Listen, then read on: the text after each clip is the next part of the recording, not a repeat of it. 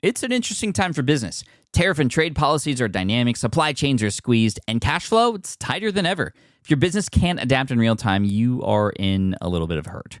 So how do you get full visibility and adapt in real time? Over 42,000 businesses trust NetSuite by Oracle, your AI-powered business management suite. It brings accounting, financial management, inventory, and HR all under one roof. NetSuite is the #1 cloud ERP for a reason. It's your single source of truth, giving you the data and control you need to move quickly. Real-time forecasting helps you move into the future with confidence, and with AI built in, you can automate the busy work and focus on strategy. NetSuite helps you see what's stuck, what it's costing you, and how to pivot fast. If I were running a business with a lot of moving parts, I'd use NetSuite for full control over everything. Tame the chaos with NetSuite. If your revenues are at least in the 7 figures, download the free ebook, Navigating Global Trade, 3 Insights for Leaders at netsuite.com/SPI. That's netsuite.com/SPI. You spent months building towards launch day, but when the clock hits 0, your site crashes. Bots swarm, and loyal fans rage on Reddit. That's not good. Fanfare was built to stop that. Fanfare is the drop platform made for high-pressure moments, stampede-proof infrastructure, verified waitlists, and bot filters that actually work. Instead of refunds and rage, you get retention and revenue. And that sounds great to me. Your next launch shouldn't be a gamble. Get Fanfare's 5-step hype drop playbook and learn how to bulletproof your drop at fanfare.io/playbook. Again, that's fanfare.io/playbook. Hey, so I have some really, really exciting news for you. We are doubling down on our focus on community. Community is something that maybe you've heard a lot about lately, and we at SPI believe definitely that it's the future of business, and if you aren't building your community, it's going to be hard to succeed long term. And what's really neat is whenever we at SPI know that something's going to be important, we try to get ahead of it and try to create as many valuable things for you as possible. And what's really cool is we didn't just create our own community, SPI Pro, which you may have heard about, but we're actually going to connect with other community leaders. And what we've done, and this is the big announcement, is we've created a brand new podcast about community. And I'm so excited for it. And this is really cool because several members of the team are so excited about this that they wanted to host this as well. So our new show is called The Community Experience. And it's hosted by our very own members of Team SPI, Tony Bacigalupo and Jillian Benbow, who are huge members of the SPI Pro community and help serve the audience there. And they're here to now serve you too as a listener. The show, The Community Experience, it's really designed to explore all things community, right? To help community facilitators design online communities, to if you're thinking about creating a community, big or small, for your business, your brand, personal brand, maybe you're a fan of something and you want to bring those people together, whatever the case may be, it works for all communities. How do we actually start it? How do we make it interesting? How do we make it authentic? How do we keep it safe for everybody? If you're interested in exploring this side of human connection online and you want to be a part of that movement, I definitely recommend you listen to the show. And you don't have to do much to do that because you're about to listen to it right now. Right? We're actually doing what's called a feed drop. We're putting an episode of the brand new podcast in there for you so that you can listen and see how you might like it. And if you like it, you can subscribe to it. And all you have to do is go to smartpassiveincome.com/listen or check out the Community Experience podcast and find it wherever you listen to shows. So this episode that you're about to listen to is an interview with Jillian Richardson. She's an author of Unlonely Planet. And she's a woman on the front lines of community, just in general, of the entire community movement. She came on the show to talk about the loneliness epidemic, right? Which is important because it's the psychology behind, well, why are communities important, especially now? And I think as much as social media and online and the internet was supposed to bring people together, it's actually made a lot more people feel more lonely. And this is where communities can come into play. And we talk with Jillian about connection through community and how important that is and how to supercharge your events to build meaningful connection and building community through newsletters and other things that you may already have access to. How do we do that? Well, let's listen in. And again, if you love what you hear, make sure to check out the rest of the episodes at smartpassiveincome.com/listen. Subscribe, leave a review, and new episodes come out for the Community Experience podcast every Tuesday. So without further ado, welcome to the Community Experience podcast. It's interesting to me when I think about in health class growing up, how often we heard teachers say the importance of exercise and how dangerous smoking and drinking can be to your health. And yet, at least in my school, no emphasis was placed on the importance of healthy relationships and intimacy and how to feel connected to other people. That's Jillian Richardson, founder of The Joy List and author of Unlonely Planet. Today, we'll be talking about the loneliness epidemic, and in particular, the importance of teaching people how to make friends, how to supercharge your events so that they foster real, meaningful connection, and the tools to build a sustainable community through newsletters and cohorts. Don't go anywhere. That's up next on The Community Experience.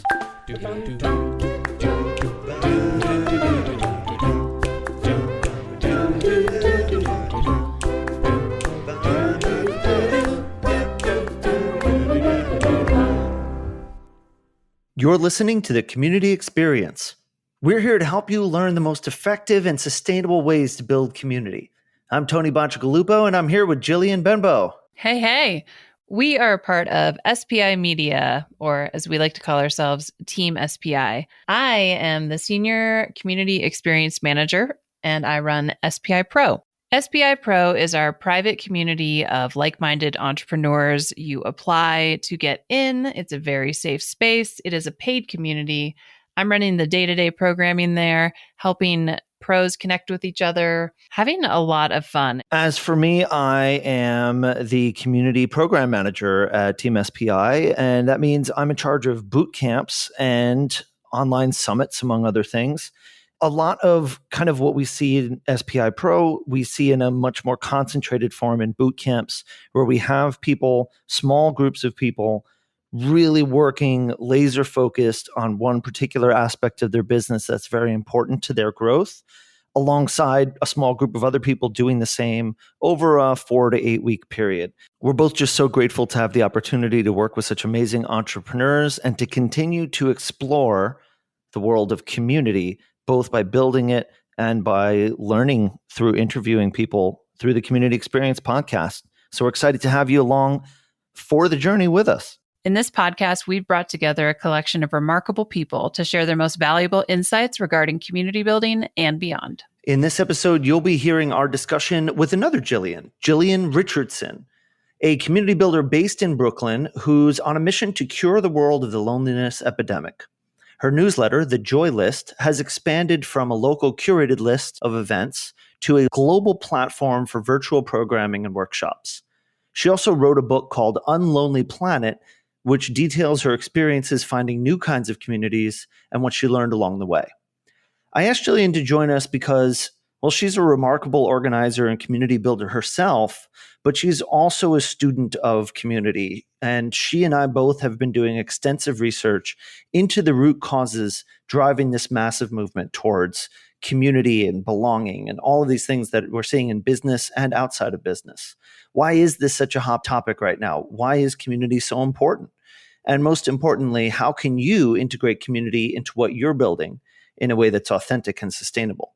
So we'll be getting into that and a lot more. In today's episode, you're going to learn ideas on how to find a community that is impactful to you, as well as how to build more impactful community yourself. So without further ado, let's get into the interview.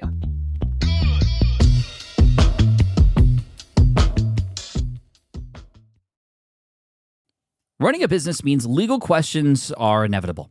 Is this contract or agreement solid? What can I do if a client won't pay me? Am I set up properly for taxes? Well, rather than trying to navigate all of this on your own or searching endlessly online, imagine having a law firm on your side without the high hourly rates. That's exactly what Legal Shield's small business plans offer.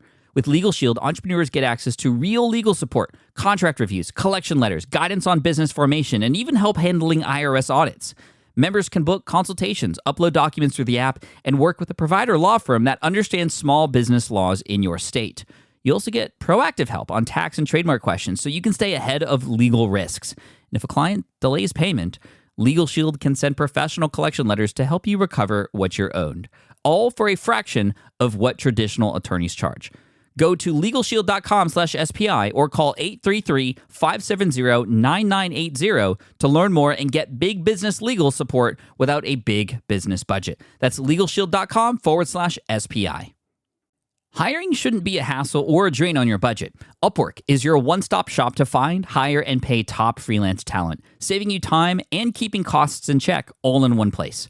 Companies at every stage turn to Upwork to get things done and find more flexibility in the way that they staff key projects and initiatives by assessing a global marketplace filled with top talent in IT, web development, AI, design, administration support, marketing, and more. And I've personally used them myself and can vouch for them.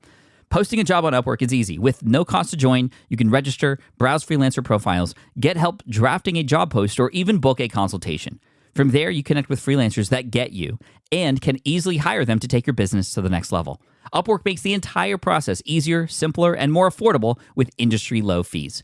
Post a job today and hire tomorrow with Upwork.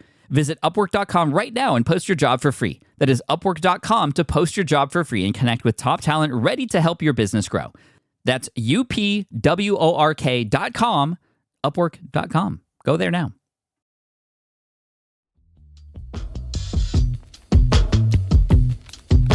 Jillian, so great to have you on the program. I'm so excited to introduce everyone listening to all of the amazingness you have to share. I've been a big fan for so long. Thank you for joining us. Thank you for having me. And it's so good to see your face after like an eternity of quarantine.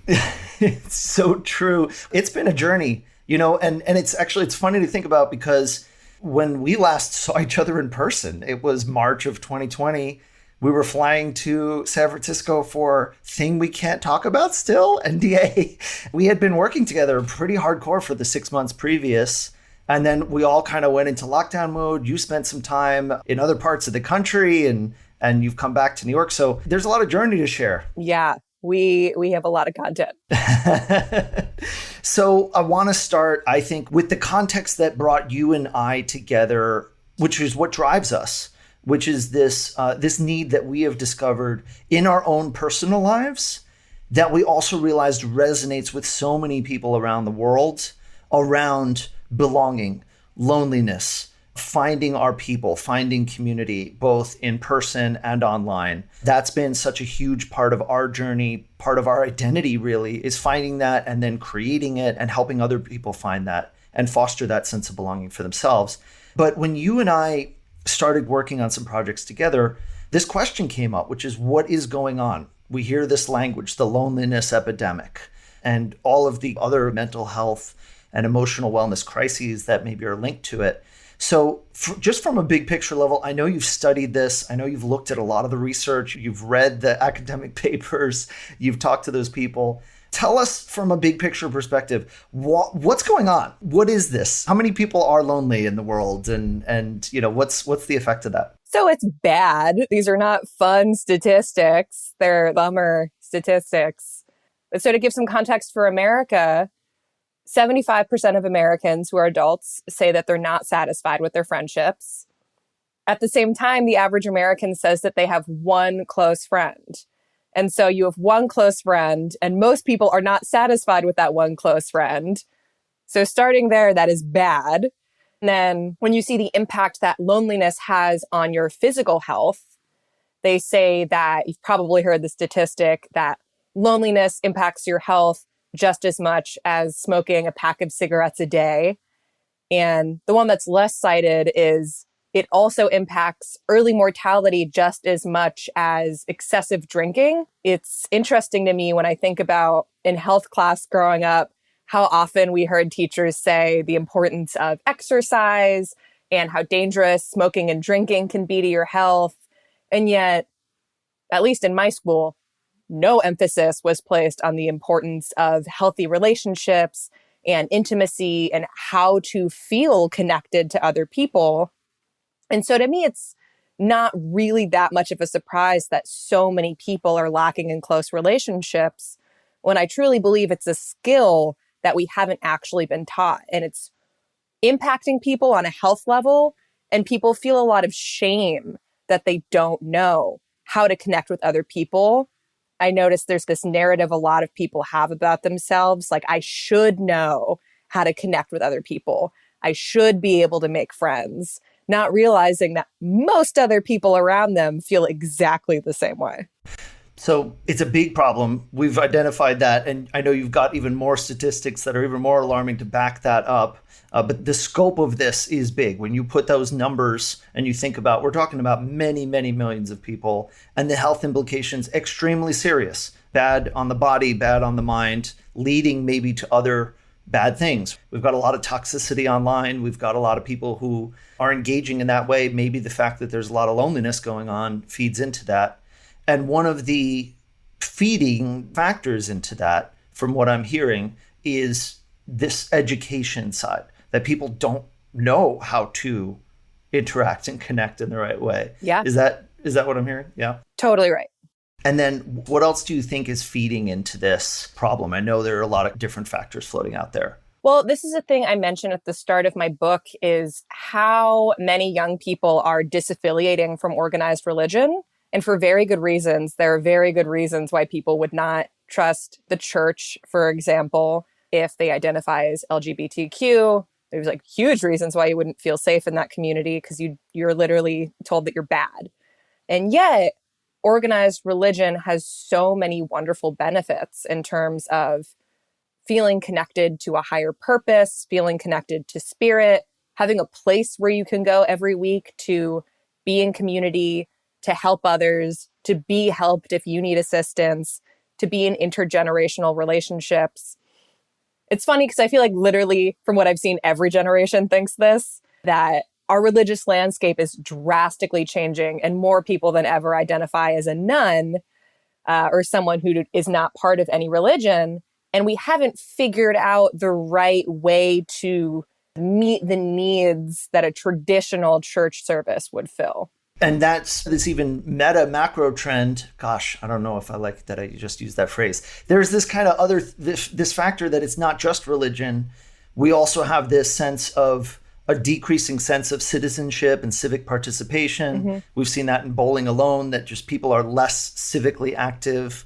We see that in terms of corporate identity, that there was a greater sense that maybe in the second half of the 20th century, that who you worked for, the company you worked for, there was a reciprocal relationship there. Your identity was tied to your employer, where now it's much, much more transactional, much more temporary. So it seems like there's just this disintermediation of people just don't have a larger thing that they feel like they belong to. Mm-hmm. And any one of those things might have been able to scratch that itch, but they're all kind of on the decline. So now we've got a lot of people that are just kind of floating out there in the ether. But at the same time, there's a trend. Now people are trying to experiment with these things, and there are new communities or existing communities that are adapting to these needs. This is where, you started to discover some of these communities. So can you tell me a little bit about what you've seen happening maybe in response to this need?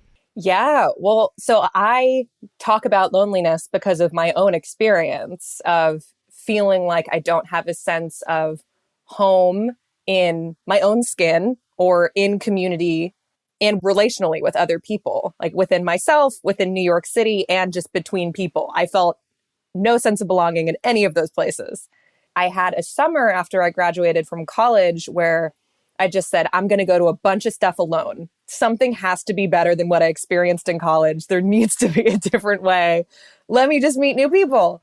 And looking back, I'm like, wow, I was really brave. Like I went to festivals by myself. I went to retreats on my own. I went to all these big, weird experimental events in New York City. And while I found that a lot of things that are not my vibe, like places that I don't want to go and return to, I eventually did find communities where they represented this alternate universe that I wanted to live in. And the quintessential example that I always give is Camp Grounded, which is a digital detox summer camp for adults. They created all of these agreements to literally shift what reality is. And what I mean by that is they had agreements like, you don't use your real name, you use a silly fake name. You don't talk about how old you are. You don't talk about what your job is. There's no technology. There's no substances. And they even had norms like, if you messed up in front of a group, like if you're supposed to lead a cheer and you forget the words, everyone goes, yay, you're awesome. It's like this reprogramming of so many things that we just assume are normal in our day-to-day lives. And those exist in a smaller scale in events like sober dance parties in New York City. You don't have to be drunk off your butt to go crazy and dance and have fun. I started my newsletter to let people know that those spaces exist literally every day of the week in New York City. I have 2 questions for you. So first, can you tell us your name at camp, or is that top secret? It is not top secret. My name was Lady. Lady? Lady, literally the only, like, people had all these deep reasons why they chose their name. And I just literally thought it was funny for someone to say, hey, lady. Hey, lady. That was it. That was it. I want to go to this just to come up, like, already in my head, like, thinking of, like, it must have the perfect name is stressing me out, because that would be my top thing. And then they even had people to help you choose a name. Like if you arrived and you were all stressed out about a name, that would be me. There were like people who would kind of play characters and like be very self-serious and ask you questions, but then just fully like pull a name out of a hat for you. It's like a murder mystery dinner party, but at camp, and it sounds amazing. But it sounds beautiful. I love what you were saying about just kind of challenging those norms to do things. Be like, no, you don't have to be drunk if you're dancing, or all of these things that it's so ingrained in our society. But you mentioned your newsletter, and I feel like we just need to really quickly talk about that, because I was looking at your site and it's really cool. It's called The Joy List. Yes. And yes. Do you want to just give us a little insight on, you mentioned it's a compilation of all these cool events in New York City. Do you want to elaborate on that a little so people can learn more about it? Yeah, sure. Lady. So talking about having a sense of self, I've been publishing this newsletter every week, not missing a week since November 2016. So this has really helped me establish a sense of self, because the newsletter, it starts with a little anecdote of something I learned that week or a lesson I learned about connection. So having that sort of project forced me to make meaning out of literally every week. Like, oh, okay, what's the lesson this week? And that shaped how I see the world. Then it is an event every day of the week, Monday through Sunday, that has facilitated connection. The reason why I emphasize facilitated connection is because, like I said, so many people, they don't know how to deeply connect with other people. And even if they do, there's this fear of like, I don't want to be weird by asking someone a question literally other than who are you and how are you feeling and what do you do? Those are the normal questions to ask. And I love events that are facilitated because, again, they're saying, if you're walking into this space, you're agreeing to our norms, and this facilitator is going to guide you through an experience of some sort. I think that those spaces, they kind of are these little microcosms of what the future could look like. Well, and it's having gone to some of the events that Jillian has facilitated herself, which I know she's drawn inspiration from the events she's been to, but then she's added so much of her own originality and creativity to it, is there's so much that's hard about maybe most of the gatherings that are out there, that there are a lot of people that maybe have tried to go out, tried to make friends, tried to go to events. And, you go into a space and you're in a room full of people. And if you're a super duper extrovert that doesn't mind going up and talking to strangers, that's great. But that's not necessarily most people. That's a lot of people who don't necessarily do well with that. Even if it could do well, it's still very difficult for it to just be totally open-ended. And going to a Joy List social event, I'm given the opportunity to turn to the person to my left, introduce myself. We have a very specific prompt for something to discuss, a specific amount of time. There's some structure to it. And there's this notion of I'm being educated around how to listen, that when another person's talking, I'm going to just pay attention. And then when I'm talking, they're going to give me their full attention. Then I'm now connecting to this person. And now there's an end. So we're not going to be stuck with each other, gabbing each other's ears off. I need to go talk to the person to my right now.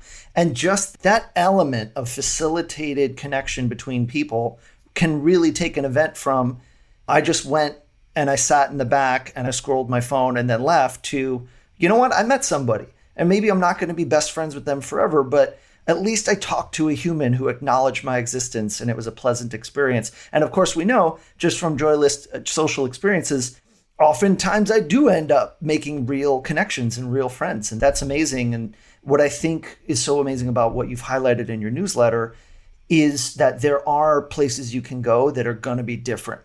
And in New York City, pre-pandemic, there might be 500 things I could do on a typical night, but 498 of them aren't going to give me what I need. And if you could give me that curation, that's going to make a huge difference. And I hope that it inspires other people as well. Me too. Thank you. That wasn't a question. That was just me. That was just me reflecting on why I love what you're up to. So in terms of where things are going, and I think actually we have to acknowledge where we're at in time as of when we're talking about this, when we're recording this. We're in this phase where we are still dealing with the pandemic, but we're starting to see the light at the end of the tunnel, and there's going to be this reemergence. You and I haven't really properly, deeply caught up about how this experience has been for you this past year, but I'm sure that you have a lot to say about it from your own perspective, but then from the perspective of other people and where they're at. Maybe can you just tell us a little bit about what you've learned or how your perspective has changed on this world in the past year? Ooh, well, in terms of my personal identity, I was forced to shift, I think, much more quickly than I would have otherwise into the role of teacher, because usually I'm curator. I curate events and I host this friend-making event where we essentially just give people prompts and let them do their thing. And that wasn't an option during the pandemic. So I got to do something I probably would have done maybe 5 or 6 years down the line otherwise, which is start to teach. Like, how do you connect with people? How do you resolve conflict? How do you date with intention and mindfulness? These skills that we talked about. Folks feel shame that they don't know how to do these things, or at the very best, they just want to improve. What I've seen from talking to other people who are facilitators is it seems like there's this fear of moving too quickly, moving back into the world and pretending like nothing has changed when we've all changed as people, some very deeply and some more subtly in the past year. And for me, what I am craving is slower feeling social spaces and spaces that go deeper than these very high energy, talking to lots of people, an event every night of the week, and like slowing it down. What I'm also craving is cohort-based experiences, like being with a group of maybe 10 people for many weeks or many months. And those have been my favorite experiences during the pandemic, have been virtual cohorts where we're learning skills or just sharing and being vulnerable together. I think those feel like the next evolution of my work, going from these quick introductions to community to deeper dives.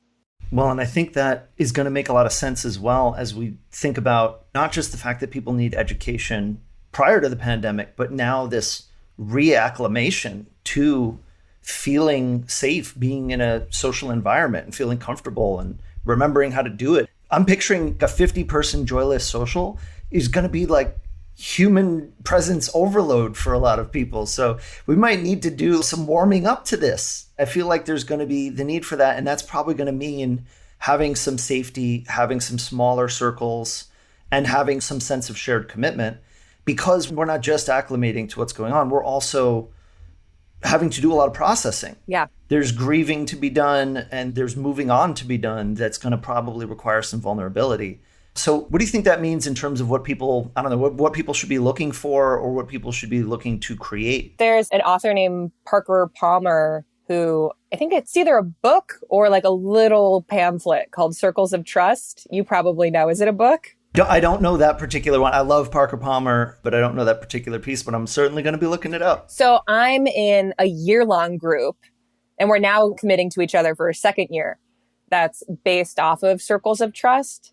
And I think what folks should be looking up would maybe be terms like group therapy, women's group, men's group, cohort-based learning. Those might be some Google terms to look up, because there is fear of other people right now, just like straight up. Of course, there's been a deadly disease out there for over a year. It makes so much sense that we wouldn't feel comfortable just jumping back into a big sweaty dance party. Like, that doesn't feel wise.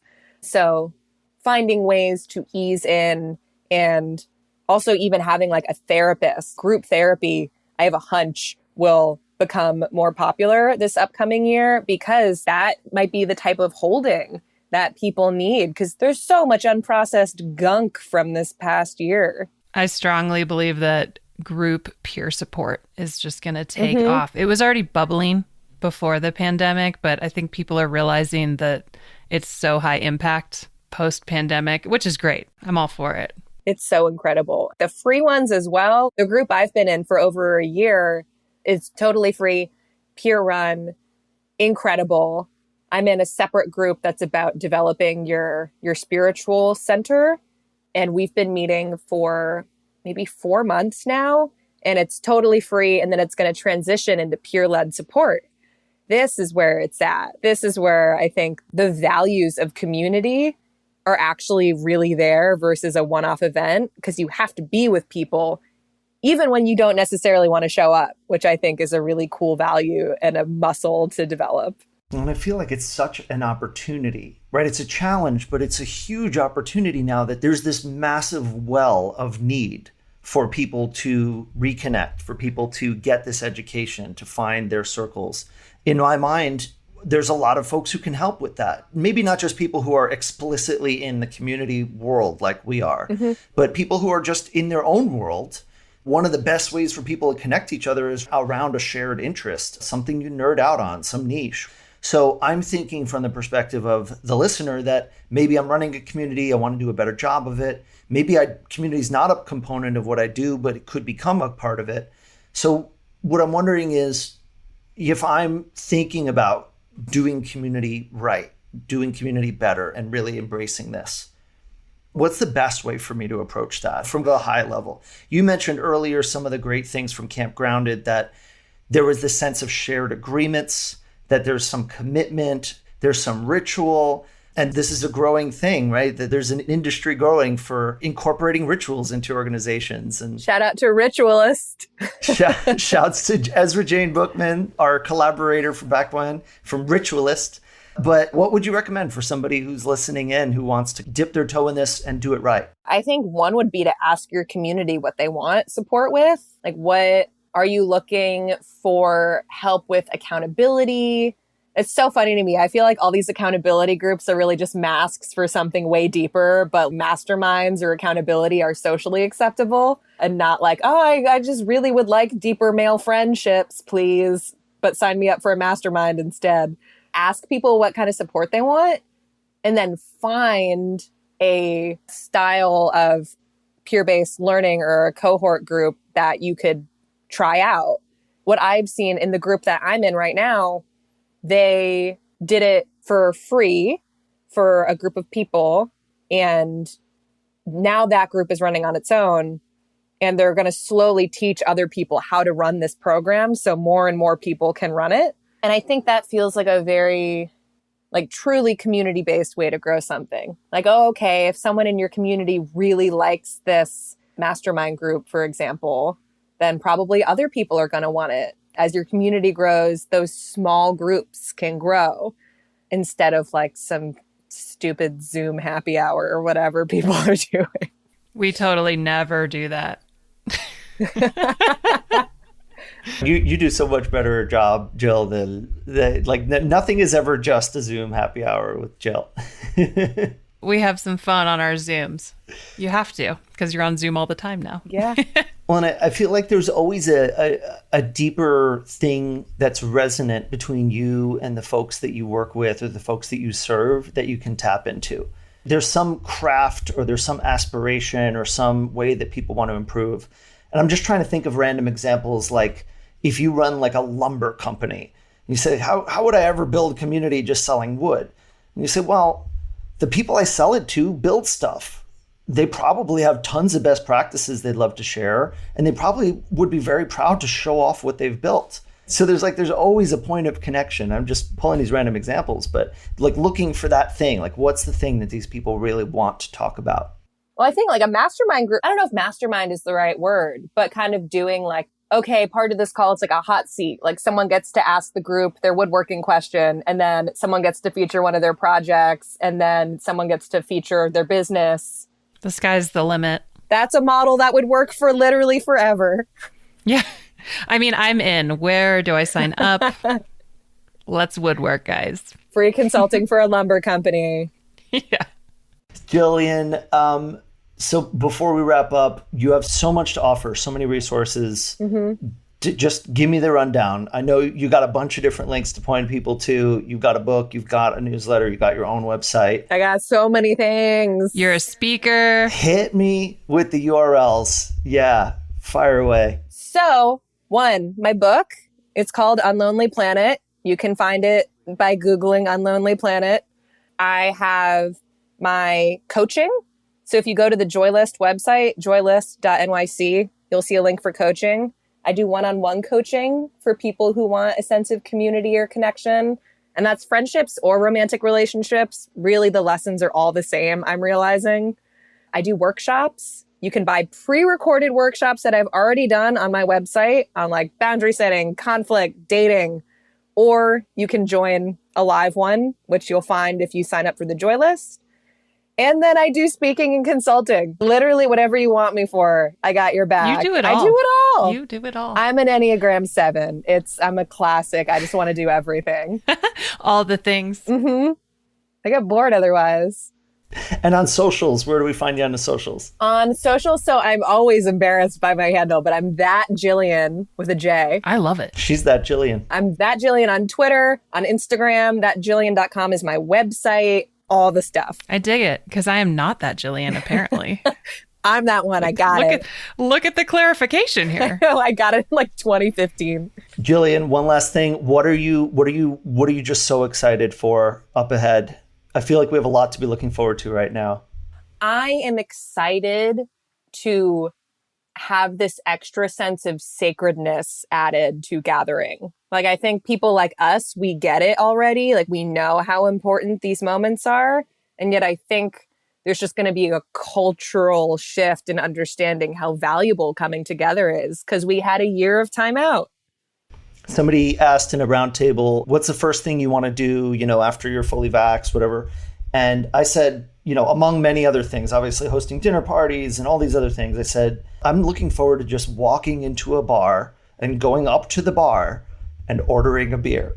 And everyone else on the call was just like, oh, yes. Like that appreciation for the things that we just completely took for granted before. There's going to be a lot of that, which is good. Oh, yeah. That's such a good question. It's like, how do you pick? So much gratitude for everything. Jillian, what would your first thing be? Oh, man. That Jillian. I think like going to an outdoor concert with a group of friends and just scream singing with a bunch of people, or a Broadway show and just like weeping the whole way through. Either one. Love it. This all sounds good. I'm not sure I could actually pick, but I think just day drinking in general sounds great. As the weather's getting better, the idea of sitting at a patio bar, still safe, bring your dog. I mean, I kind of want to do that right now, but I'll wait. It's actually snowing, so I won't. I think it's funny just how much we appreciate, if you forgot in the pre-pandemic, like now just the importance of physically, even just touching another human. And I don't mean in a weird way, but giving someone a hug. It's special now, especially if it's someone that's not living in your space. It's so much more meaningful. Anything else before we wrap, friends? I wanted to circle back just to talk about, like at the beginning, we were talking about just loneliness and how it's a skill that is not taught in school. And that really resonated with me as someone who moved every 2 years. I had to learn how to keep making friends and to start over and to be the new kid. That was just part of my life. And so now I find it actually pretty easy to connect with people because I was forced into that. But I realize not everyone has that same experience. And so I'm wondering that, Jillian, if you have advice for the adults who do struggle now that we're out of school, out of college, and you just kind of have your work life and maybe your family and the friends that you have. But if you're looking for those deeper connections with people, and you want to connect, if you had like 3 tips to give people for when they get to go back outside and talk to other humans, what would you recommend people do to get to those authentic connections? Well, I think one of the biggest mistakes that people can make is just keeping their friends from when they grew up in college without questioning those relationships at all. Yeah, same. I think that's when folks can feel kind of stagnant or disconnected because people grow out of relationships. And it doesn't even mean that someone like spurned you or hurt you in any way. Could just mean like, oh, like now I care about sobriety and dance and community, and you don't have these interests anymore, and we just can't connect in the same way. And instead of me feeling like I'm broken and bad, I can meet people who also like these things. And that requires me being vulnerable and going to an event alone and feeling like the kid who has nowhere to sit at lunch. It's so fascinating to me. To give another tip, to think about friendship like dating.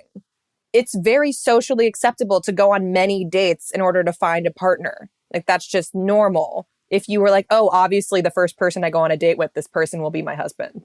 That's not logical. And yet, I think making friends feels even more vulnerable.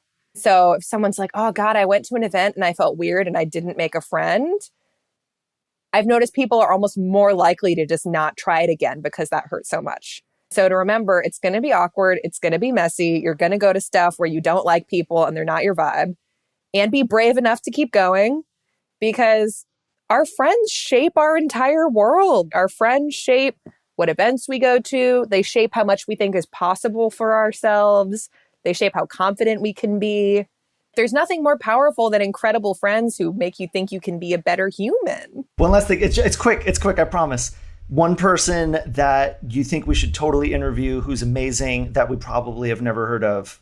Oh, no. Dang. Who I've never heard of. Good one, Tony. Who I've maybe never heard of. Let's put it that way. Okay.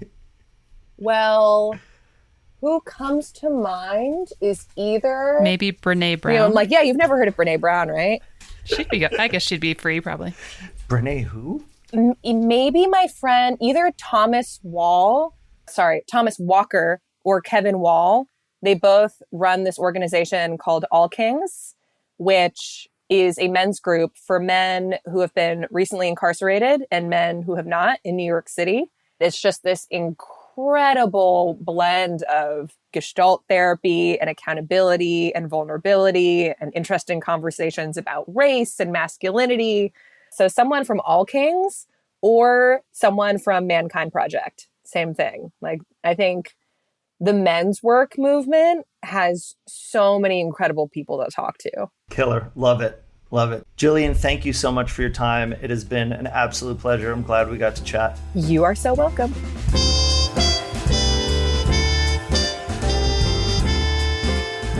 All right. And that was Jillian Richardson talking about loneliness and community and all those great things. Tony, what did you think? First of all, I love her example. She's somebody who's building her businesses around community entirely. And so following her journey, seeing how she's built off a newsletter, which we're going to talk about, and how she's turned that into cohort-driven community groups and all of that, I think it's a really valuable journey for us to follow and to think about how we can map that to our own experiences. I also just love her, I mean, for lack of a better word, bravery, courage to audit and assess things in her life that maybe most of us just go with the flow with, reassessing old friendships and realizing the events and things she'd been attending maybe weren't really serving her best interest, and really being brave in the sense of like going out and seeking those things and trying new things, knowing that many would fail, you know, and just going to several events. And then to recognize when she found something that worked, hey, something here is different. Can I find more of this? And can I create more of this? And I think that taps into a larger need that's out there. If you're noticing that something's not working for you with the way that things currently are, then that's probably true for other people too. And when you start hearing people say, me too, that's when you know you're onto something. She has that bravery to recognize that and then lean into that and share that with other people. Absolutely. It reminded me when my daughter, who's now 12, believe it or not, when she was a baby, being a new mom is lonely. And if you don't already have friends that are also having kids, and I did not. And I remember going to a few different like new mom get togethers and just leaving everyone like, there must be something wrong with me because I am not into any of these people I meet, or, and it just never clicked and it felt so forced. It was this whole extra layer of friend finding. And so when Jillian was talking about going to events and trying things and meeting people, kind of like dating, it really resonated with me thinking about that time in my life where I'd just show up at these things and everybody there, I'd be like, well, certainly it's me that's weird because everyone here seems to get along swimmingly and I think they're all crazy. So there's something wrong with me. When I heard you say there must be something wrong with me, I just felt something kind of right in my chest, both kind of sympathetically because it felt sad, but empathetically as well, that I identify. And I feel like, no, I don't think it is you. I think it's a bigger issue. And it's a big part of why I'm excited about this podcast. I don't know, maybe you and I are the odd ones, but I feel like what we're seeing is that people are responding when somebody does something that's different and better. I completely agree. And I think that brings us to one of the key takeaways that's from the interview with Jillian is that as adults, we need to relearn how to make friends. And that's okay.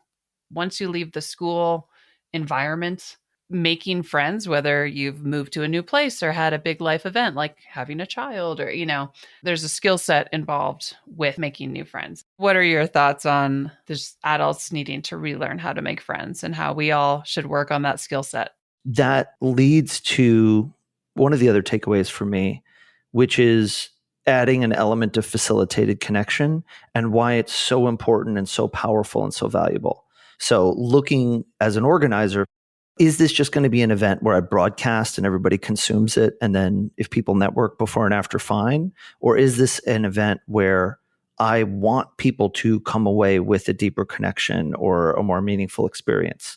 Then how am I going to facilitate that? It's such a key point, especially for event organizers. I like your point, Tony, about making it clear to people, hey, I'm going to lead these activities. Here's what it looks like. And framing it in such a way that there's not a lot of pressure. It's like, hey, you're going to meet a stranger and I'm going to give you a prompt to talk about for a few minutes and then it's over. And so just giving people those guardrails, I think takes a lot of the social pressure off the people participating.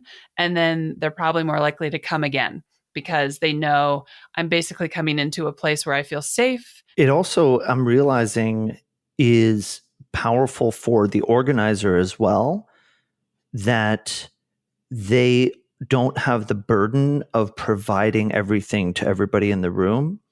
And they still are seen as a leader and viewed in that way, but they're not viewed as the person who is providing the answers for everybody there. And so you get to kind of, as an organizer, be in a position where you're still in charge and you're still creating this space and this experience, but you're facilitating as opposed to providing. That's such a huge point too, because you think about the one-to-many model and whoever that one is, that community organizer or event organizer, it's very easy to burn out because everybody wants to talk to you. We like to do a lot of icebreaker networking type events where we do just what you were saying, Tony. If it's Zoom or other platforms in like a breakout room in a one-on-one or a very small group, here's the amount of time you have. Then I think in online business in particular, being able to talk to someone who gets what you're doing on that level is just so powerful. It sounds like, if I'm distilling what you just said, create a time constraint, give people a prompt, have the prompt be provocative, the appropriate amount of provocative, something that kind of invites people to open up without demanding that people be super vulnerable, because not everybody's necessarily ready for that right away. Well, and that brings us into our next key takeaway, which is really exploring the cohort model. And this is something Tony and I are pretty interested in, passionate about. We've implemented it into SPI Pro, but I think it's an interesting thing to explore if you're any sort of community organizer. It's kind of a more slow growth model, which I think kind of pushes against this like hustle culture and like rapid growth. The tech industry has put us all in this mindset of fast scaling. And then with the expectation that there's going to be this facilitated relationship growth over time. It's a slow growth. It's a slow roll. I personally believe very strongly that this is kind of the future of community. This is the next evolution.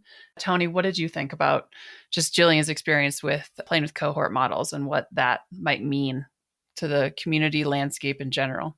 Creating a cohort creates very specific time boundaries. It creates shared expectations. It's a lot less open-ended for you as an organizer. You have a much clearer sense of what you are there to deliver for your community, which also can help with reducing burnout. And also, I will say for Jillian specifically, she found that that model worked well for her. Maybe we can parlay this into the final takeaway, which is you can start simple. Start simple with a newsletter. Something as simple as a newsletter is something that you can use to build a community. She built a community with just a newsletter to start. And then over the course of that, and I witnessed this, she tried different ways of making that newsletter a sustainable business that worked for her. I think it's just a really great reminder to anybody out there considering starting a community or just have this little star in your eye of something you would want to build, whether it's for a business or a passion or whatnot. Just the idea that you can take something small, and if you put enough persistence, if you are consistent with it, it can grow into something. I love what you're saying, which is if you find that something's not working for you, listen to that. That's useful. And, try not to blame yourself for it. You're probably not the only one. There might be lots of people who feel the same way that you do, and lean into that. All right. So we're going to wrap it up. We had such an inspiring experience talking with Jillian, and I hope that you were also inspired, instigated to maybe do something a little differently, do something new. We'd love to hear what it is that you took away from this conversation. And we'd love to have a conversation with you. You could find us on Twitter at Team SPI and leave comments. Let us know what you think. And we'd love to hear what you're up to in your world. Have a wonderful day, everybody, and we will see you on the next one. Bye.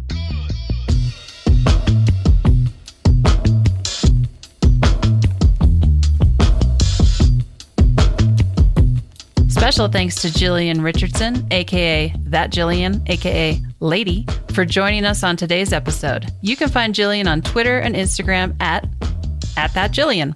Subscribe to the Joylist at joylist.nyc and check out her new book, Unlonely Planet, at your favorite online bookshop. This has been The Community Experience. For more information on this episode, including links and show notes, head to smartpassiveincome.com and click on Listen. Your hosts are me, Jillian Benbow, and Tony Bacigalupo. The Community Experience is a production of SPI Media. Our executive producer is Matt Gartland. Our series producers are David Grabowski and senior producer Sarah Jane Hess. Editing and sound design by Duncan Brown.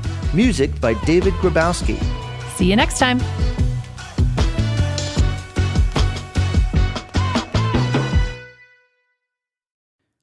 Look, I get it. You want to grow your business, but trying to sell to hundreds or even thousands of people gets very exhausting very fast. But what if you could sell at scale with a simple, powerful quiz?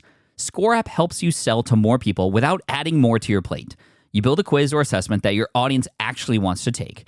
Then they answer a few quick questions and get a personalized result right away. It shows them where they're at and what they need to do next and how you can help. And you build huge amounts of trust before you make even a single offer. No hard sell, no chasing leads, just value at scale. Get 50% off the first 3 months using the discount code SPI. All you have to do is just head to scoreapp.com/SPI. Again, that's scoreapp.com/SPI. Hey, fellow podcaster, does this sound like something you've experienced? Record your podcast episode on one platform, download the files, edit in another app, then fire up a different tool just to create these social clips. Well, it can be clunky, time-consuming, and frankly overwhelming, especially for creators trying to grow. And that's why I'm excited to tell you about Riverside. Riverside is the all-in-one platform. Record, edit, and repurpose your podcast content all in one place. You just log in, record with your guests no matter where you are in the world, and just like that, studio quality audio and high resolution video. We use Riverside here at SPI as well now. With built-in AI, I can automatically clean up my audio, saving myself so much editing time, and it can even auto-generate clips to make promoting the show a breeze. And with Magic Clips, I can grab the best moments and repurpose them as short-form video, perfect for YouTube Shorts, TikTok, or Instagram, without re-recording a thing. So if you're tired of juggling tools and want a faster, simpler way to create and scale your content, it's time to try Riverside, built by creators for creators. Just go to smartpassiveincome.com/Riverside and use code SMART to get 1 month free on the Pro plan. That's smartpassiveincome.com/Riverside, promo code SMART.